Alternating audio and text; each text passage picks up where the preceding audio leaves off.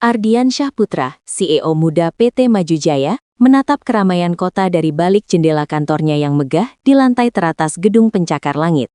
Usianya baru 30 tahun, namun ia telah berhasil membawa perusahaannya yang bergerak di bidang manufaktur elektronik ke puncak kejayaan. Omset miliaran rupiah, ratusan karyawan, dan inovasi tiada henti adalah bukti kepemimpinannya. Namun akhir-akhir ini, sebuah kegelisahan mulai menggerogoti hatinya.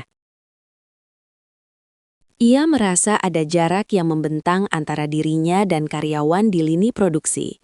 Seolah-olah ia hanya melihat angka-angka di laporan, bukan wajah-wajah yang bekerja keras di belakangnya. Beberapa laporan internal yang masuk, meskipun selalu positif di permukaan, mulai menunjukkan pola aneh. Tingkat pergantian karyawan di departemen tertentu meningkat, dan survei kepuasan karyawan yang bersifat anonim menunjukkan penurunan signifikan di sektor produksi dan gudang. Ardian Syah tahu, untuk benar-benar memahami apa yang terjadi, ia tidak bisa hanya mengandalkan laporan yang sudah difilter oleh para manajer. Ia harus melihatnya sendiri, merasakan langsung, hidup di antara mereka. Sebuah ide gila muncul di benaknya, penyamaran. Dengan bantuan asisten pribadinya yang paling setia, Bima, rencana penyamaran itu dirancang matang. Ardian Syah akan mengubah penampilannya secara drastis. Rambutnya yang selalu tertata rapi dipotong pendek dan dicat sedikit kusam, kacamata berbingkai tebal yang sederhana menggantikan lensa kontaknya, dan gaya berpakaiannya yang selalu branded diganti dengan kemeja flanel dan celana jeans usang. Ia bahkan berlatih mengubah intonasi suaranya, menghilangkan aksen formalnya, dan belajar bahasa gaul jalanan yang sering digunakan oleh para pekerja. Nama barunya, Rio. Rio kemudian melamar sebagai staf gudang di salah satu pabrik PT Maju Jaya di pinggiran kota, jauh dari kantor pusatnya. Bima telah mengatur agar ia diterima tanpa melalui proses wawancara yang terlalu ketat. Cukup sebagai pekerja harian lepas di bawah pengawasan mandor bernama Pak Jaya. Tidak ada yang tahu identitas aslinya, kecuali Bima dan satu-satunya anggota Dewan Direksi yang dipercaya, Bu Rina. Tugasnya sederhana, bekerja, mengamati, dan melaporkan semua temuannya secara rahasia kepada Bima. Hari pertama Rio bekerja adalah sebuah kejutan budaya yang luar biasa. Aroma debu, minyak mesin, dan keringat memenuhi udara. Suara bising alat berat tak henti-hentinya menggetarkan telinga. Ia, yang terbiasa dengan pendingin ruangan dan kursi ergonomis, kini harus mengangkat kardus-kardus berat, menyusun barang, dan membersihkan area gudang. Punggungnya terasa nyeri, tangannya lecet, dan kakinya pegal bukan main. Namun ia memaksakan diri. Ia harus bertahan. Di sana, ia bertemu dengan Maya, seorang staf gudang yang cekatan dan bersemangat, meskipun sering terlihat murung. Maya adalah salah satu dari sedikit orang yang ramah padanya, mengajarinya cara mengangkat barang dengan benar dan memberinya tips untuk menghindari cedera. Rio juga bertemu dengan Pak Kudin, seorang pekerja senior yang sudah mengabdi puluhan tahun, dan Joni, seorang pemuda seumuran dengannya yang selalu mengeluh tentang gaji dan kondisi kerja. Gila ya Mas Rio? Kerja kayak gini cuma digaji segini. Mana lemburan sering dipotong pula? Keluh Joni suatu siang, sambil menyeka keringat di dahinya. Kalau nggak butuh, mana mau aku di sini? Dipakai potong apa, John? Tanya Rio, mencoba menunjukkan ketertarikan. Alasan ini itu, dibilang telat masuk semenit, padahal mesin absennya rusak. Atau dibilang barang hilang, padahal itu urusan mandor. Jawab Joni sinis. Rio mulai mencatat. Ia memperhatikan bahwa Pak Jaya, mandor mereka, memang sering berlaku semena-mena. Ia sering memarahi pekerja tanpa alasan jelas, bahkan terkadang memotong gaji mereka dengan alasan-alasan yang tidak masuk akal. Lebih parah lagi, ia sering terlihat berbisik-bisik dengan beberapa staf senior lainnya. Dan di akhir bulan, selalu ada amplop tebal yang diserahkan kepada Pak Jaya oleh para pekerja. Uang koordinasi, begitu mereka menyebutnya, sebuah pungli terselubung. Suatu hari, saat sedang istirahat makan siang, Rio mendengar Maya bercerita dengan Pak Udin. "Saya sudah lapor ke Pak Joni, Pak, manajer departemen, soal mesin pengemas yang sering macet, bisa memperlambat proses produksi. Tapi jawabannya cuma, nanti saya cek, sampai sekarang nggak ada tindak lanjut." "Sudah biasa itu, Neng Maya," sahut Pak Udin pasrah. "Mereka di atas mana peduli sama kita yang di bawah. Yang penting laporan bagus, barang keluar." Hati Ardiansyah mendidih mendengar itu. Ia telah mengalokasikan anggaran besar untuk perawatan dan perbaikan mesin. Kenapa laporan perbaikan tidak pernah sampai padanya? Dan kenapa keluhan karyawan diabaikan? Ia mulai menyadari ada lapisan-lapisan masalah yang lebih dalam dari sekedar pungli. Ada inefisiensi sistemik dan manajemen yang tidak responsif. Rio secara diam-diam mulai mendokumentasikan semua temuannya. Ia mengambil foto-foto mesin yang rusak, merekam percakapan tentang pungli, dan mencatat jam kerja serta pembayaran lembur yang tidak sesuai.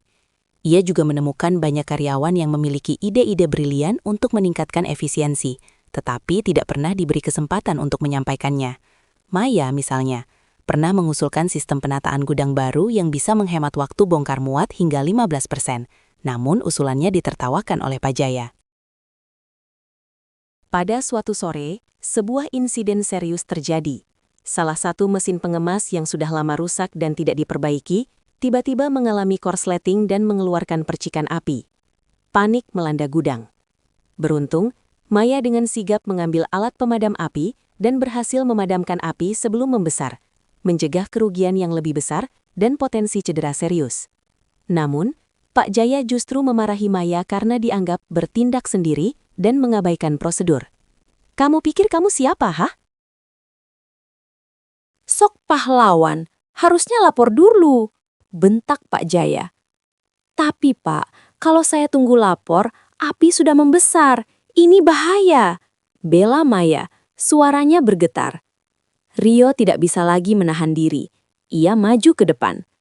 "Pak Jaya, apa yang Maya lakukan itu benar. Dia menyelamatkan kita semua dari bahaya yang lebih besar. Seharusnya Bapak berterima kasih, bukan memarahinya." Pak Jaya menatap Rio dengan tatapan meremehkan.